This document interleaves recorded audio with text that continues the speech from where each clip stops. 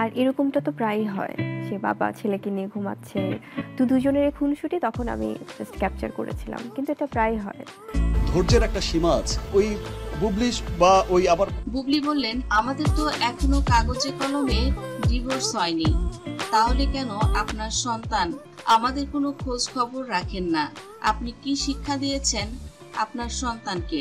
শাকিব খান এবার মায়ের সঙ্গে এভাবে কড়া কথা বলায় বুবলিকে ধমক দিয়ে থামিয়ে দিলেন। বললেন, তুমি বরাবরই মায়ের সঙ্গে দেখি বাজে ব্যবহার করে কথা বলো।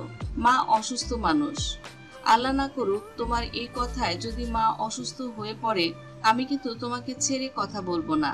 আমি আমেরিকাতে যখন ছিলাম সেই সময়ও শুনেছি তুমি মাঝে মাঝে বাড়িতে এসে অনেক রকমের ঝগড়াঝাটি করেছো, গালাগালি করেছো।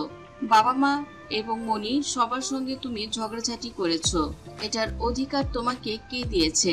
তাছাড়া তুমি তো নিজেই বলেছো আমার কোনো পুরুষত্ব নেই, আমি তোমাকে গলা ধাক্কা দিয়ে ঘর থেকে বের করে দিয়েছিলাম। তাহলে তুমি তো নাকি খুব ভালো মানের একজন নায়িকা, তোমার তো আত্মসম্মান থাকা উচিত। তুমি কোন হিসেবে এই বাড়িতে আসো আমাকে একবার বলবে? আর আমার মায়ের সঙ্গে এভাবে কথা বলার অধিকার আমি তোমাকে দেইনি, সে অধিকার তুমি অনেক আগেই হারিয়ে ফেলেছো। বুবলিকে শাকিব খান বললেন, ভেবেছিলাম এত সকালবেলা তুমি এসেছো আমার কাছে সেজাদকে দিতে, তাহলে হয়তো তুমি একটু চেঞ্জ হয়েছো।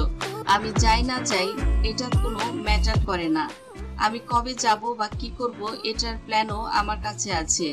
যেহেতু সেজাত আমার সন্তান, তার প্রতি আমার ভালোবাসা অবশ্যই থাকবে এবং আছে, চিরকাল থাকবে। তাছাড়া আমাদের এই সম্পর্কটা আর বেশি দিন এভাবে ঝুলিয়ে রাখারও কোনো মানে নেই। এখন ভাবছি লয়ারের সাথে কথা বলতে হবে, উকিলের সাথে কথা বলে আমি তোমাকে একটা ডাইরেক্ট ডিসিশন দিব।